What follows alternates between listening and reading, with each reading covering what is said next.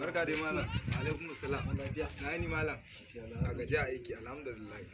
Yana ga Wallahi daga angon sama nake malam. ke anguwa sama ya zama liman. Alhamdulillah. Barka zuwa. To, bismillah. Bismillahir rahmanir rahim.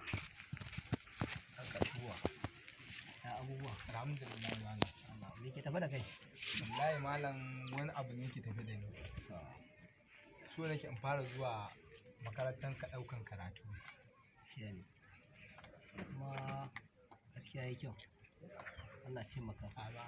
Samari irin ku ana samu suna an zuwa yin karatun kaga ai da lafiya lawai. Alhamdulillah malam. Ba da ma ubangiji Allah ya taimaka. Sai dai malam ina da wani ɗan tambaya. Malam duk duniyar nan waye ke da kaka biyu? Kaka biyu. To, yau muna wata rana. Malam yau Juma'a. Yau Juma'a ko? To gobe idan Allah ya kai mu Asabar. A gane? In ka zo ɗauka karatu za ka samu ansa ka insha Allah.